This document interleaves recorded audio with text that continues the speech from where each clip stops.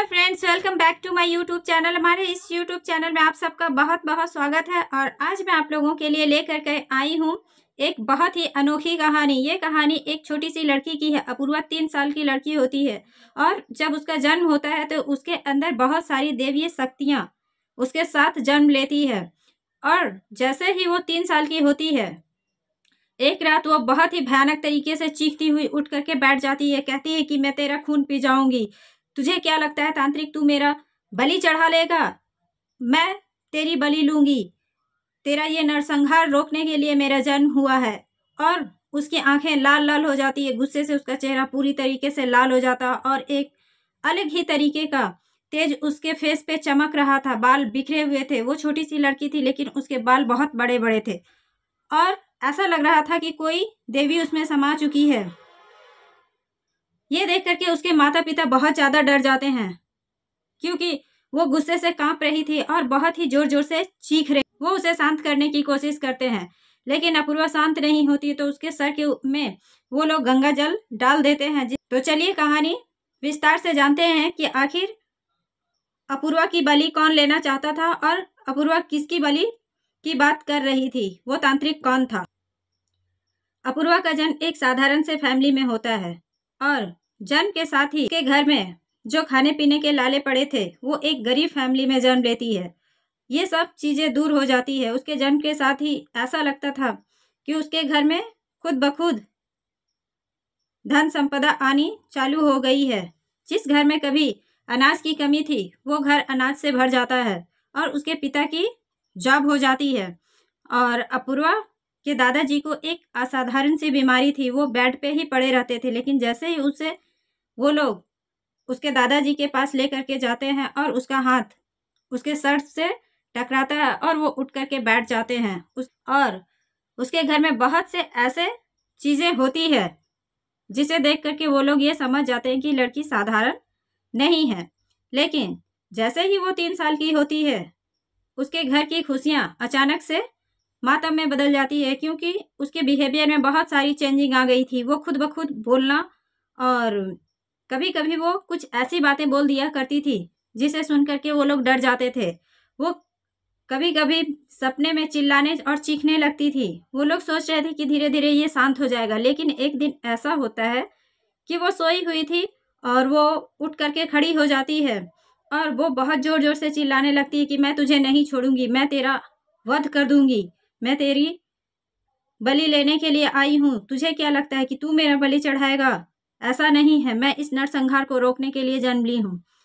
इतना सुनते ही उसके माता पिता बहुत ज्यादा डर जाते। वो लोग उसे एक पंडित जी के पास लेकर के जाते हैं लेकिन पंडित जी जब उसे देखते हैं तो वो कहते हैं कि नहीं, ये बहुत ही पवित्र लड़की है, इसके अंदर कोई भी बुरी शक्ति नहीं है। तो उसे एक न्यूरोलॉजिस्ट के पास ले जाते हैं। वो जब चेकअप करते हैं तो वो कहते हैं कि इसका मानसिक संतुलन बिल्कुल ठीक है, ये लड़की बिल्कुल स्वस्थ है और इसके हेल्थ में कोई कमी नहीं है। आप इसे एक साइकाइस्ट जो हमारा दोस्त है उसके पास लेकर के जाइए। अगर हो सकता है कुछ ऐसी बात होगी तो वो बता देंगे कि ये ऐसी हरकतें क्यों करती है। वो हिप्नोटाइज करके आपको सारी बातें बता देंगे। ये लोग उनके पास लेकर के जाते हैं और जब अपूर्वा को ये लोग उसके पास लेकर के जाते हैं तो साइकाइस्ट जो होते हैं वो उसे हिप्नोटाइज करते हैं। और जब वो हिप्नोटाइज करने के बाद वो ऐसी बातें बताती है जिसे सुन करके डॉक्टर और उसके माता पिता के पैरों तले की जमीन खिसक जाती है क्योंकि अपूर्वा के पूर्व जन्म की कहानी बहुत ही रोमांचक और बहुत ही खतरनाक थी। ये लोग कभी ऐसा नहीं सोचे थे कि ऐसा भी हो सकता है। अपूर्वा से पूछते हैं डॉक्टर कि तुम्हारा नाम क्या है? वो कहती है कि मेरा नाम दुर्गा है। डॉक्टर कहते हैं कि तुम कितने साल की हो? वो कहती है मैं 16 साल की हूँ। तुम्हारे माता पिता का क्या नाम है? वो अपने माता पिता का नाम कुछ और बताती है और वो कहती है कि मेरा दूसरा जन्म है, मैं पूरे होशो हवास में हूँ, आपको जो पूछना है पूछिए। तो वो कहते हैं कि तुम अपनी कहानी बताओ कि आखिर तुम्हारी स्टोरी क्या है। तो वो कहती है कि मेरे माता पिता निसंतान थे। वो इतने ज़्यादा पूजा पाठ किया करते थे कि पूजा पाठ से खुश होकर के मेरा जन्म हुआ। मेरा जन्म एक उद्देश्य से हुआ था जब मेरा जन्म हुआ तो उस घर में खुशियां ही खुशियां छाई, क्योंकि उस गांव को छोड़ करके तीसरे गांव में एक तांत्रिक की शक्तियां भी बहुत प्रखर होती जा रही थी। उसकी शक्तियां इतनी ज़्यादा बढ़ चुकी थी कि वो समय को भी रोक सकता था। वो बहुत ज़्यादा शक्तिशाली तांत्रिक बनना चाहता था और उसने वो सारी शक्तियां प्राप्त की जो वो चाहता था। वो जिस शैतान की पूजा करता था, उस शैतान ने उससे कहा था कि तुम्हें 1000 लोगों की बलि देनी होगी, जिसमें से जो लास्ट बलि होगी वो एक कन्या की होगी जो बहुत ही पवित्र और दैवीय शक्तियों से भरी हुई होनी चाहिए, तब तुम अमर हो जाओगे। ये सुनने के बाद उसने 96 बलि चढ़ा दी और वो मेरी तलाश में निकल पड़ा।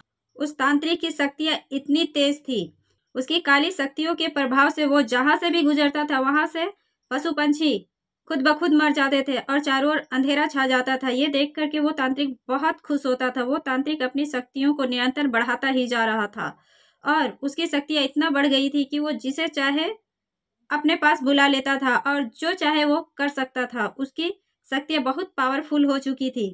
एक दिन ऐसा होता है कि वो तांत्रिक दुर्गा की तलाश में निकल पड़ता है और वो अपनी शक्तियों को चारों ओर फैला देता है। उसकी काली शक्ति ये बता देती है कि दुर्गा कहाँ पे है। वो बहुत खुश होता है और वो 997 बलि देने के लिए निकल पड़ता है। वो स्वयं अपनी आंखों से ये देखना चाहता था कि आखिर दुर्गा का जन्म किस गांव में हुआ है। इसके लिए वो खुद वहां से निकल पड़ता है और जैसे ही उसने पहला कदम उसके गांव में रखा, वहां पे अचानक से अंधेरा छा जाता है, चारों ओर बादल छा जाते हैं। ऐसा लगता है कि अब तब रात हो जाएगी और बारिश होने लगेगी और जितने भी पेड़ पौधे थे वो मुरझा जाते हैं, काले पड़ जाते हैं और पशु पंछी वहां पे मरने लगते हैं। वो अपना पैर वहां से हटा लेता है और वो बहुत खुश होता है क्योंकि उसे ये आभास हो चुका था कि वो लड़की इसी गांव में है। अब वो पूरी तरीके से निश्चिंत हो जाता है और वहां से वो वापस आने लगता है और आते ही आते उसने एक व्यक्ति को देखा जिसे दुर्गा काका कहती थी। वो उस पर अपना सम्मोहन छोड़ देता है, काली शक्ति, और वहां से निकल जाता है। ये उसकी ही बलि देने वाला था कि वहां से जैसे ही वो हटता है कि अचानक से दुर्गा की नज़र अपने उस काका के पे पड़ जाती है और वो देखती है कि वो गांव के बाहर जा रहे हैं और शाम होने वाली है। ये देख करके वो चौंक जाती है कि ये उधर क्यों जा रहे हैं। उधर जाना तो लोग मना करते हैं, वर्जित है उधर जाना, वो क्षेत्र अपवित्र है, इसलिए वो लोग उधर नहीं जाते थे क्योंकि वो लोग जानते थे कि वहाँ कोई तांत्रिक रहता है और वो लोगों की बलि देता है, जिस कारण उधर वो लोग नहीं जाते थे। तो दुर्गा उसके पीछे पीछे चल देती है कि आखिर ये जा कहाँ रहे हैं। ऐसा लग रहा है कि ये खुद ब खुद उधर खींचे जा रहे हैं और वो भी उसके पीछे पीछे चल देती है और वो एक गुफा के पास जा करके रुकते हैं जहाँ पे वो तांत्रिक रहता था। वो उसके अंदर चला जाता है और दुर्गा भी पीछे पीछे उसके अंदर चली जाती है। उसे वहां से अजीब तरीके की चीखने चिल्लाने की आवाजें सुनाई दे रही थी। ऐसा लग रहा था कि सभी उससे कह रहे हैं कि बचाओ बचाओ, और सडनली उसका फेस लाल हो जाता है। ये सुनकर के वो अपने दोनों हाथ कान में लगा देती है। वो देखती है कि वो जो काका थे वो खुद जाकर के वहां पे एक मूर्ति रखी हुई थी शैतान की और उसके आगे वो अपना सर रख देते हैं और वो तांत्रिक उसकी बलि चढ़ा देता है। दुर्गा बहुत ज़्यादा डर जाती है, लेकिन तांत्रिक को ये एहसास हो चुका था कि वो यहाँ पे आ चुकी है क्योंकि उसके उस गुफा में एक अजीब सी रोशनी फैल गई थी और वो जान जाता है। लेकिन वो अपने काम में लीन था, वो अपनी साधना में मस्त हो जाता है क्योंकि वो जानता था कि अभी दुर्गा की बलि नहीं लेनी है, अभी 2 बलि और भी लेनी है, इसलिए वो उसमें मगन हो जाता है। वो वहाँ से निकल जाती है। वो बहुत ज़्यादा डर गई थी और निकलते ही वो सीधे अपने गांव आती है, लेकिन रास्ते में वो देखती है कि बहुत सारे पशु पंछी मरे पड़े हैं और पेड़ पौधे अजीब तरीके से काले पड़ गए हैं। वो कुछ समझ नहीं पाती है और उसने जो चीखें सुनी वो क्या थी। वो सीधे अपने घर आती है। वो अपने माता पिता से कुछ कहना चाह रही थी, लेकिन फिर वो डर से नहीं बताती है कि कहीं ये लोग मुझे डांटने ना लगे, तुम उधर क्यों गई थी।